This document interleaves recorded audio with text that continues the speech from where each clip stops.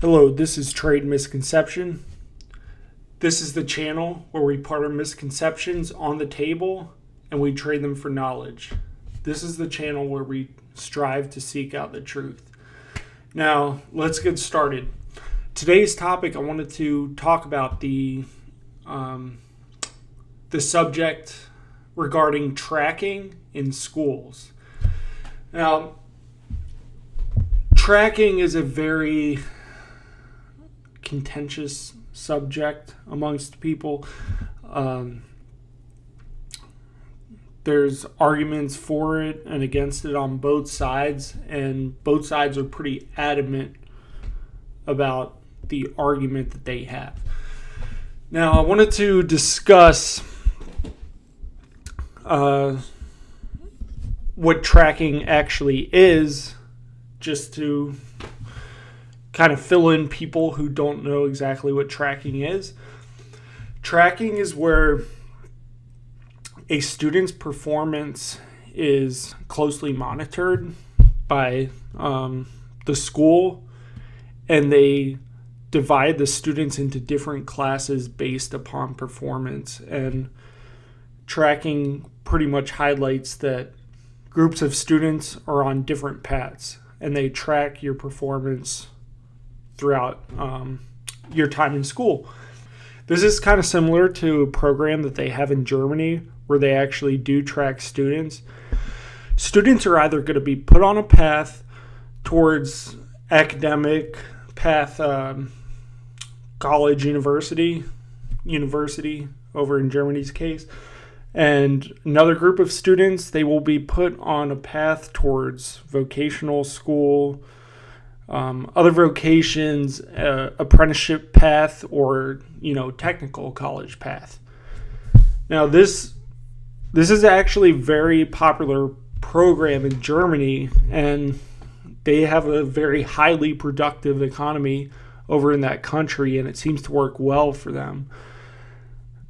I wanted to go over some of the concerns that people have for it in the United States. Now, this is something that used to be done over in the United States, but a lot of school districts ended up abandoning this approach, and they use a different approach. They don't track, they don't separate kids in classes based upon performance, or some kids can join one class that they may be gifted in, and another that is a lower ability class to take.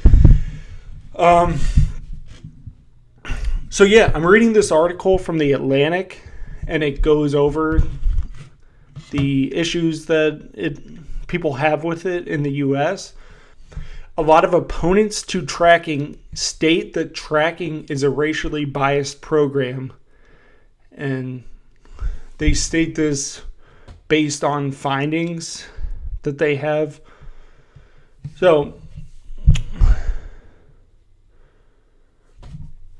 they cite this one finding that they have: racial distributions in South Orange Maplewood School District's 8th grade. Now, this is citing an individual school district.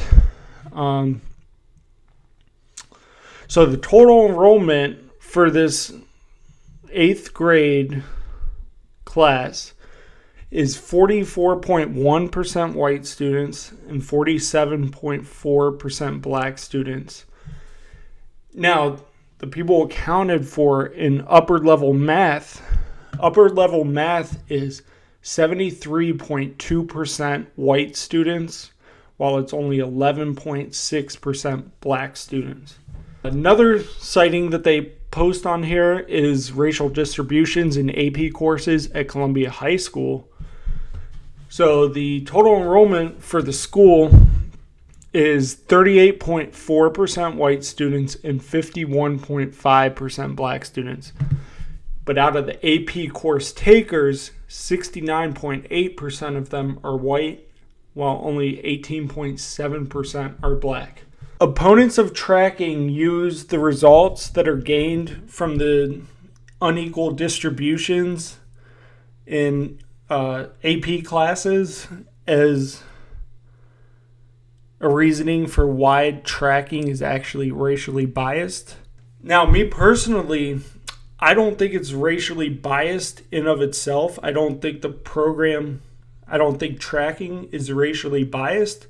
I just think it highlights the inequalities that are already in the system, or that are already in our society as they are. I believe that a lot of these results that were gained from this study are actually showing the socioeconomic inequalities in our society. We do know that Black people make up a disproportionate amount of people in the lower end of the socioeconomic ladder. Having said that, you can use that as a way to help describe the performance gap in these tracking schools. When you look at society as a whole and you look at how it plays out, the inequalities in our society, especially amongst different racial groups in the country, you can't not take that into account. For instance, this one that is actually highlighting the differences in performance in schools where there was tracking present, you have to take into account what groups actually make up a disproportionate amount of people at the lower end of the socioeconomic ladder. And when you're at the lower end of the socioeconomic ladder, parents have less resources to provide you with tutoring services. They have less resources to provide you with test prep, SAT test prep, things of that nature.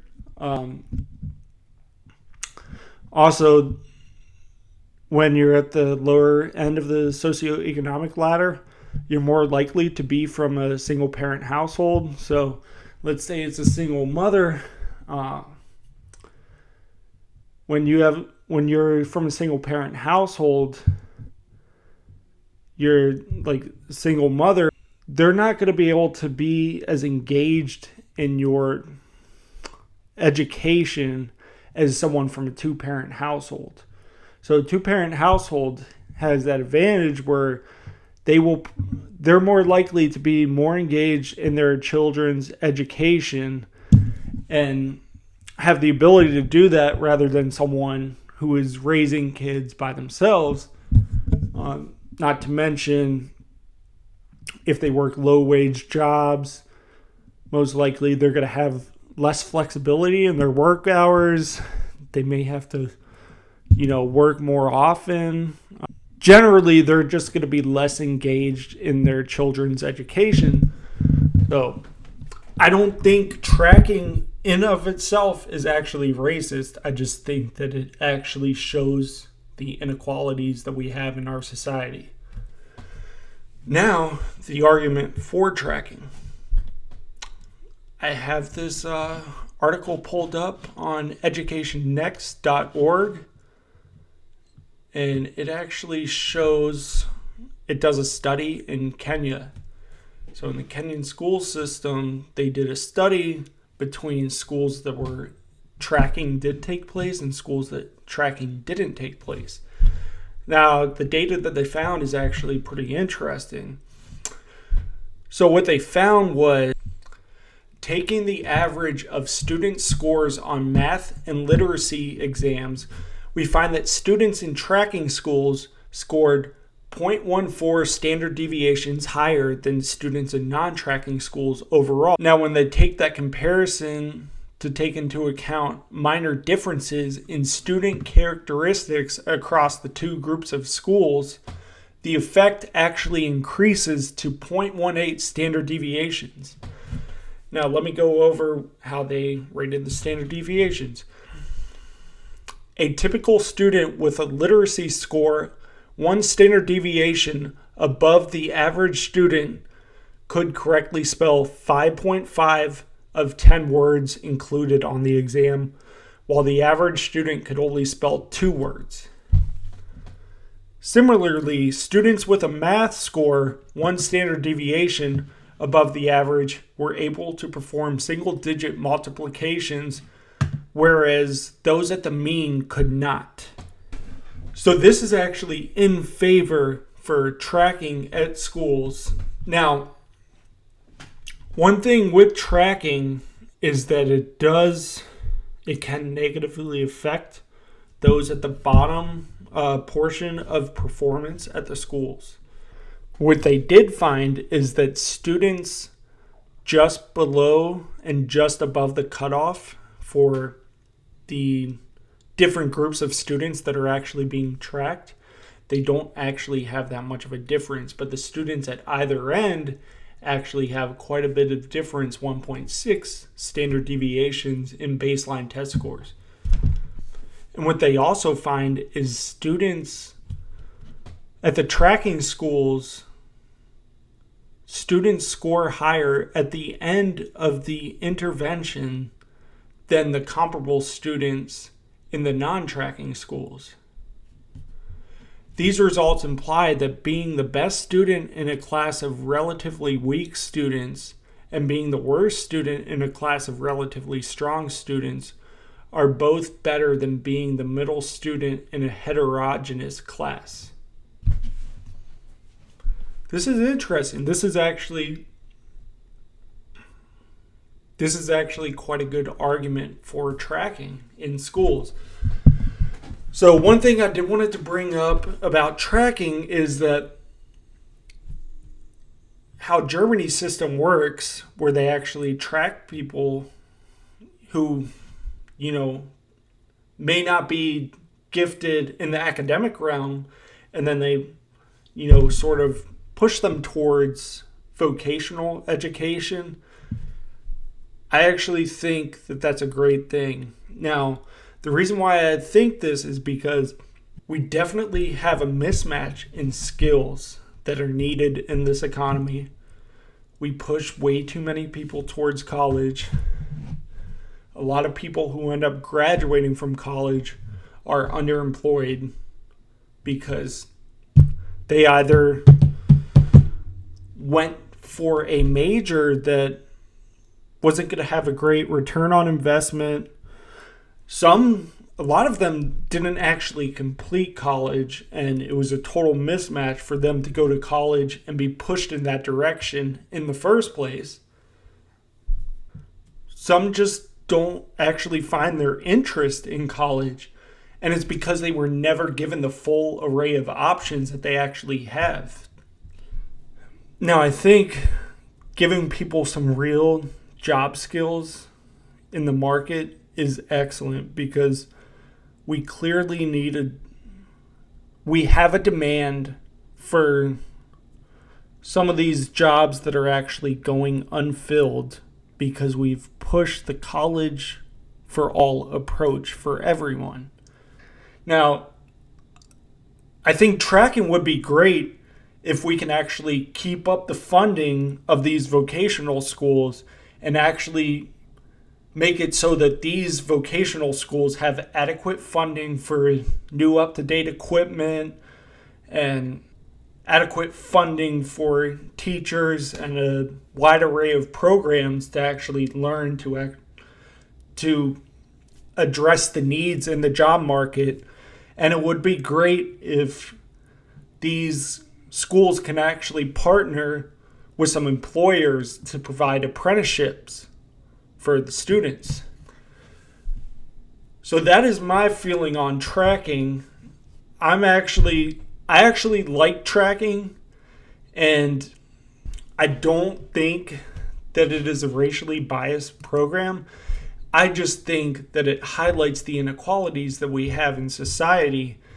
And if we need to do anything, we need to address those inequalities in society overall. And then you won't see those vast disparities amongst groups of people in schools that are tracked. That is my thoughts on the subject. Please let me know what you think in the comments, and thank you for watching the video.